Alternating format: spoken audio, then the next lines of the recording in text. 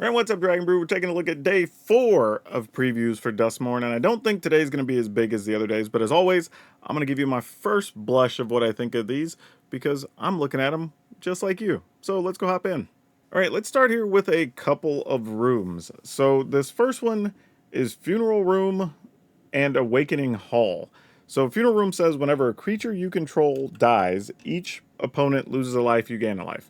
So this is actually a typical card that we like to see for any of the sacrifice decks, anything where you're making a bunch of tokens, that type of thing.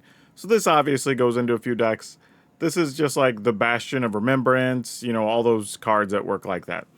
The other side is Awakening Hall, which is when you unlock this door, return all creatures from your graveyard to the battlefield. So every creature you did sacrifice to deal damage to your opponent, you can get back. It does cost 8, so that's a pretty big number. I feel like several of these had a total of 10 mana. Also, maybe I'm just making that up in my head. But this one has 11, so I don't know if that means anything. But regardless, 8 is a lot, but it does get back every single thing. But if you're already playing this type of strategy anyway, this card's actually pretty good, right? You get the first part for the duration of the game, and then if it just goes really long, well, then you go ahead and pay 8 and get all your stuff back. And here we have Bottomless Pool and Locker Room. So the Bottomless Pool is only 1 blue, and when you unlock this door, return up to 1 target creature to its owner's hand. So basically just a 1 mana bounce spell. And then Locker Room is 5 mana, so 4 colorless and a blue. Whenever 1 or more creatures you control deal combat damage to a player, draw a card.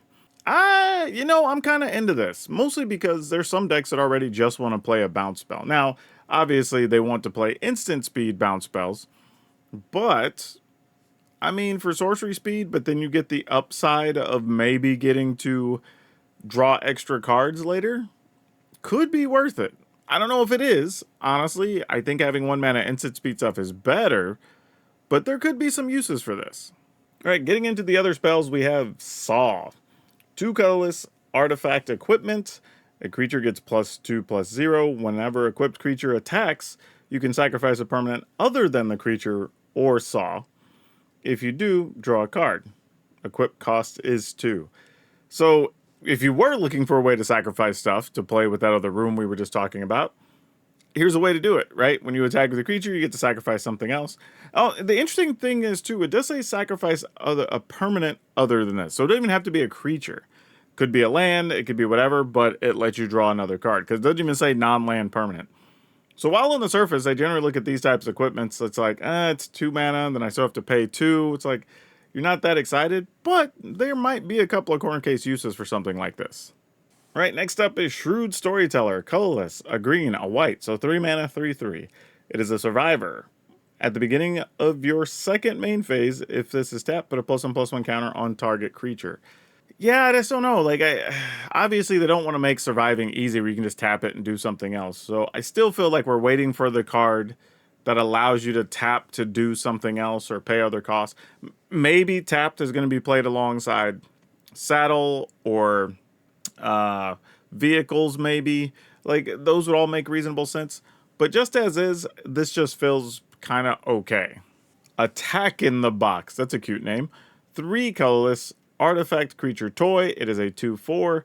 Whenever it attacks, you may have it get +4/+0 till end of turn. If you do, you sacrifice it at the beginning of the next end step. So it's either a 6/4 or a 2/4, your choice. Interesting, there are going to be some things that care about toys, so this could have a home and could sometimes just hit big, especially if you want to sacrifice it and have some other effect go off.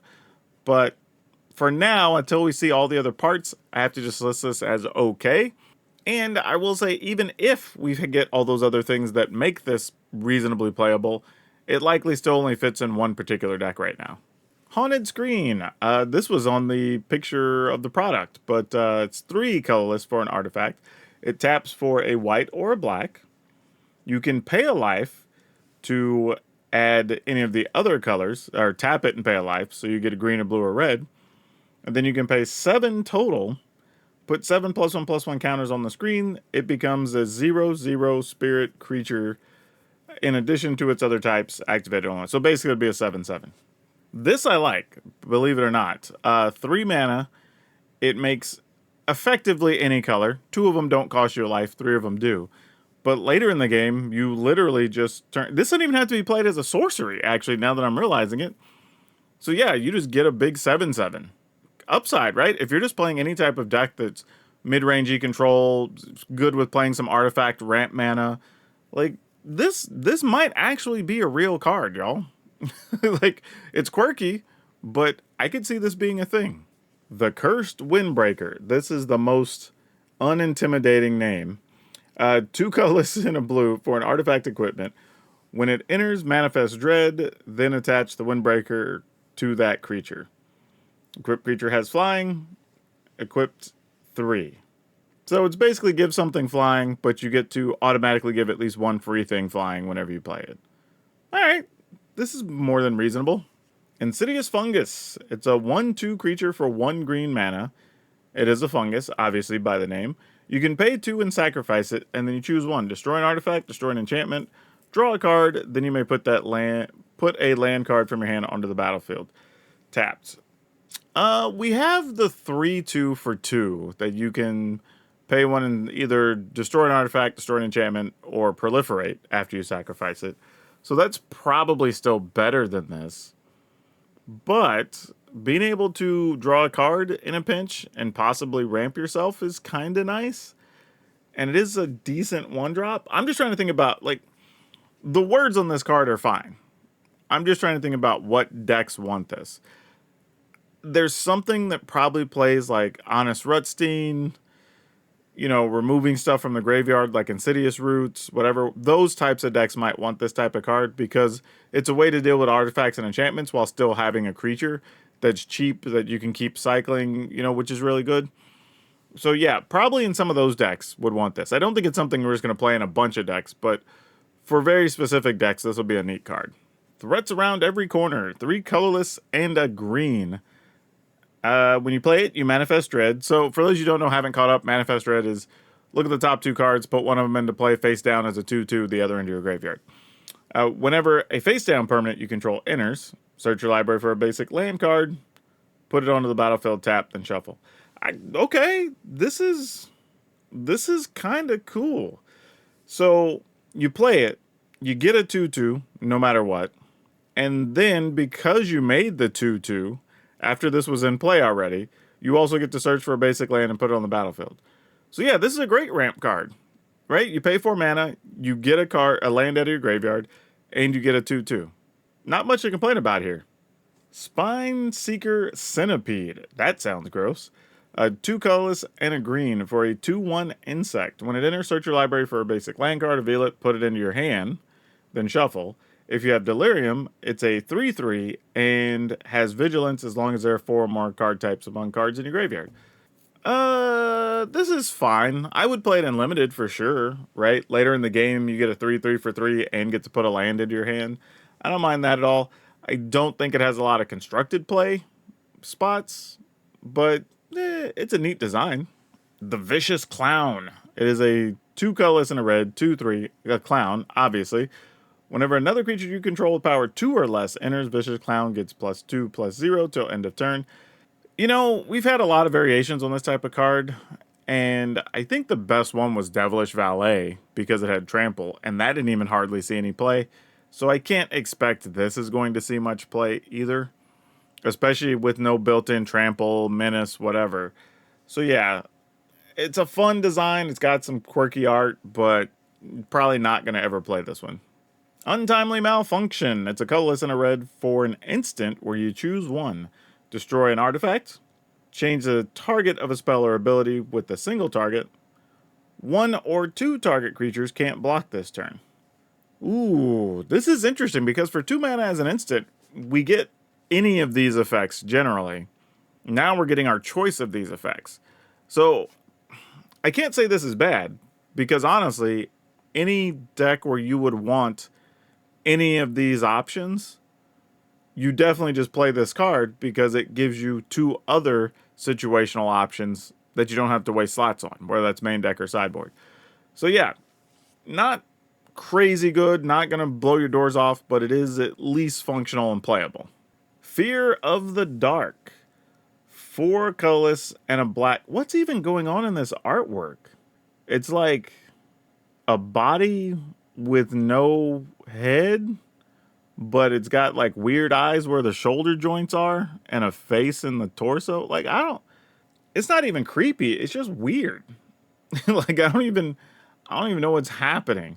Anyway, Fear of the Dark. It's an enchantment. It's a nightmare. It's a 5/5 for 5. And when it attacks, if defending player controls no glimmer creatures, oh, that makes sense, because if they had glimmer, they wouldn't be afraid of the dark. If they have no glimmer creatures, it gains menace and death touch until end of turn. Okay, that's fine. Definitely playing this in limited, as a big 5/5 for 5 with potential upside. So you definitely do that. But for constructed play, unless you really, really, really need a creature on the upper end that happens to be an enchantment, I don't think you're going to play this. Stalking Researcher, colorless and a blue for a 3/3 human wizard with defender. But it has Eerie that whenever an enchantment you control enters or when you fully unlock a room, Stalking Researcher can attack as though it did not have defender. These types of cards almost never really make it. I mean, if you just really need the creature type that it is for something else you have going on your deck sometimes.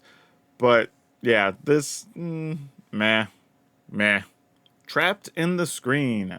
2 colorless and a white. Enchantment. The enchantment has Ward 2.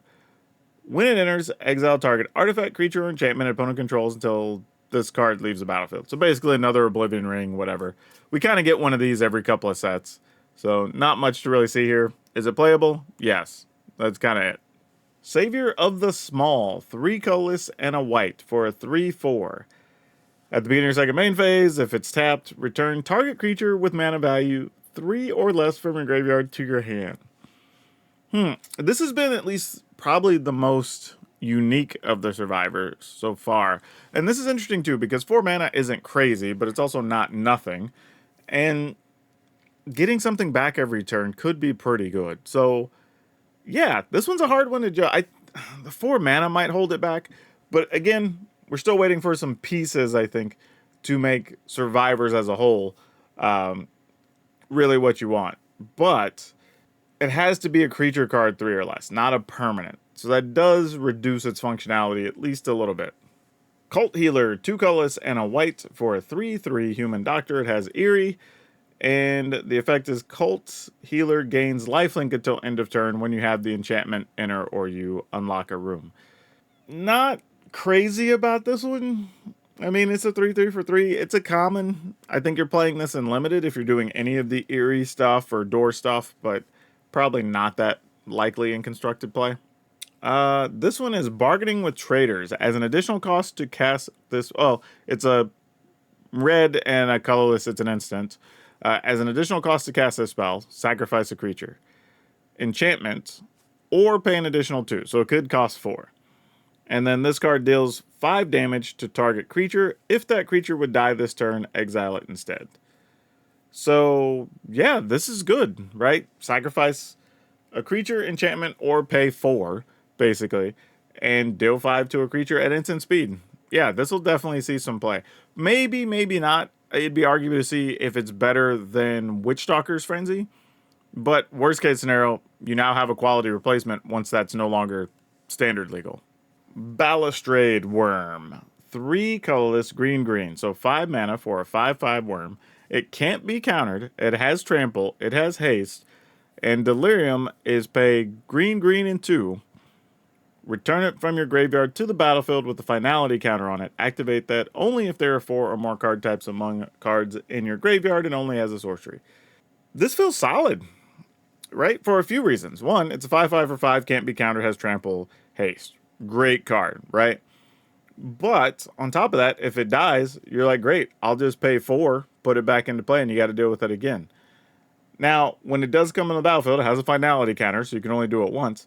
But it doesn't enter the battlefield tapped, so you can put it in and run with it. Additionally, if you are playing something that's already milling yourself, discarding cards to your graveyard, trying to hit Delirium anyway, well, you might just be doing this for 4 right out of the gate, not even 5. So yeah, this card's pretty sweet. Now, again, I don't think you just play this in mono green aggro, but I do think there are some decks that if you already care about the graveyard, this could be a really good piece for it. Head Shredder, 2 colorless green for a vehicle that's a 5/5. Wow, a 5/5 for 4. Crew of 1, so anything can run this thing. When it attacks, you can mill 2 cards. Whenever 1 or more land cards are put into your graveyard from your library, put them onto the battlefield tapped. Okay, there's a lot going on here. Crew for 1, really nice. Gives you a way to fill your graveyard if you're doing graveyard things or delirium stuff or whatever. Counts as a vehicle and an artifact. So, I mean, if you need an artifact as a creature type in your graveyard, delirium will check for that. Additionally, you don't have to crew this for that second ability to go off. This just says whenever 1 or more lands are put in a graveyard from anywhere, you put them onto the battlefield tapped. So if you're milling yourself and you put lands there, those lands will come right into play. So yeah, I'm kind of into this. I think there's a deck we played recently that cared about the Souls of the Lost and whatever, and filling up your graveyard. Like if you have this additionally, and you're just getting those lands on top of everything else, and you get the benefit of this staying on the battlefield so you can attack with it after all that's said and done. Could be kind of cool. All right, that was not a bad day of cards today, and it starts to fill in things. Getting a lot of those common and uncommons start giving us a little more direction for what the set's going to look like. But I got to ask, what was your favorite card today? Because we didn't look at a bunch of crazy mythics and rares. We got to see some good filler stuff, so I'm kind of curious how y'all feel about it. But if you do want to get caught up on these previews, I'm going to go ahead and link the one from yesterday so you can check that out too. But that's all I have for you for now. We'll see you next time.